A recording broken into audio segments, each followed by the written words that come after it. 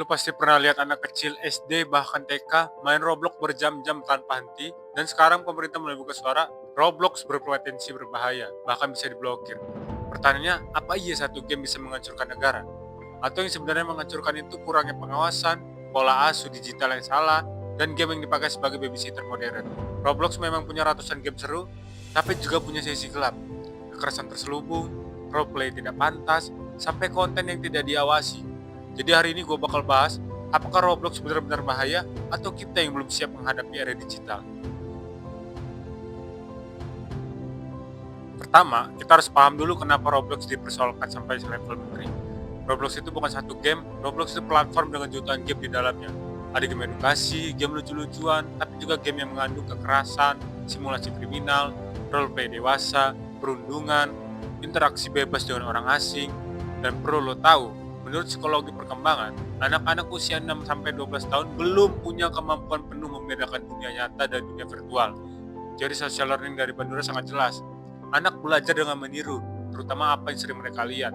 Jadi kalau setiap hari mereka lihat tembak-tembakan, kejar-kejaran kriminal, kekerasan visual, roleplay berbahaya, avatar berinteraksi tanpa batasan, maka otak anak menganggap itu normal. Ini bukan berarti semua anak jadi kriminal, tapi empati turun, sensitivitas terhadap kekerasan melemah, mereka meniru tindakan agresif, mudah tantrum ketika kalah, gampang emosional, motorik kurang berkembang karena duduk berjam-jam, dan ini sudah terlihat di banyak kasus. Anak memukul temannya sambil bilang, biar kayak di game. Anak tantrum kalau HP diambil, anak kehilangan fokus belajar, anak adiksi game sejak usia kecil. Roblox juga punya fitur interaksi sosial. Kalau tidak diawasi, anak bisa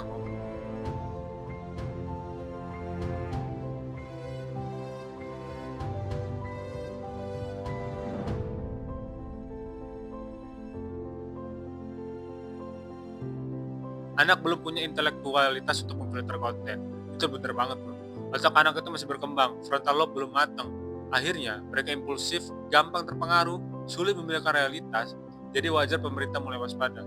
Roblox tidak sepenuhnya buruk, tapi tanpa filter, tanpa pengawasan, tanpa batas waktu, ini bisa jadi bom waktu digital. Sekarang mari kita kritisi dari sudut lain. Masalah Roblox ini bukan cuma soal kekerasan, tapi soal pola asuh modern yang mulai bergeser.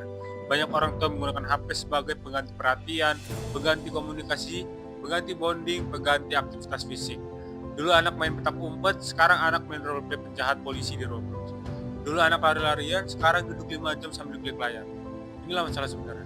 Game jadi babysitter, dan orang tua tidak mengerti apa yang mainin. Menurut PP nomor 17 tahun 2025, layar digital harus sesuai usia, diawasi, dibatasi, direview secara berkala. Tapi realitanya, orang tua sibuk, anak dikasih HP. Anak rewel, Roblox dibuka. Anak minta top up, orang tua ngalah. Anak main 3-5 jam dianggap normal. Tidak semua orang tua seperti ini, tapi fenomenanya nyata. Roblox itu platform besar. Di dalamnya ada game kekerasan, tapi juga ada game coding, puzzle, simulasi edukatif. Pertanyaannya, yang dimainkan anakmu yang mana? Masalahnya bukan hanya gamenya, masalahnya adalah minim edukasi digital, minim batasan screen time, minim quality time, minim kontrol orang tua, minim literasi teknologi. Menurut teori digital parenting, anak butuh 3 hal. 1. Pengawasan, tahu game apa yang dimainkan. 2. Pembatasan, tahu kapan harus berhenti. 3. Pendampingan, ngobrol tentang apa yang dilakukan di digital. Masalahnya, banyak orang tua gaptek, tidak punya waktu, atau tidak peduli. Akhirnya apa? Game yang seharusnya jadi hiburan berubah jadi candu. Pemerintah benar ketika bilang, ini tanggung jawab bersama.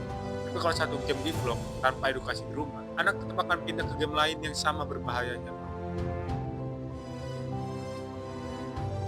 Pemerintah bilang Roblox bisa diblokir. Pertanyaannya apakah itu solusi atau pelarian? Blokir bisa jadi langkah darurat, tapi bukan solusi jangka panjang.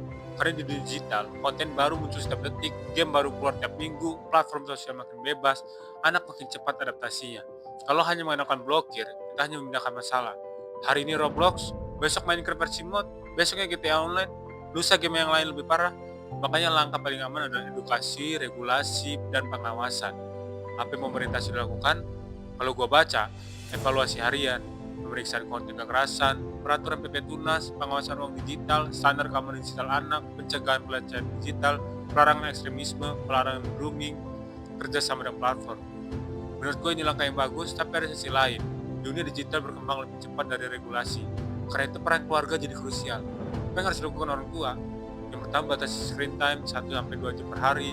2, gunakan parental control. Roblox punya fitur ini. 3, lihat game apa yang dimainkan, bukan hanya yang penting anak diem.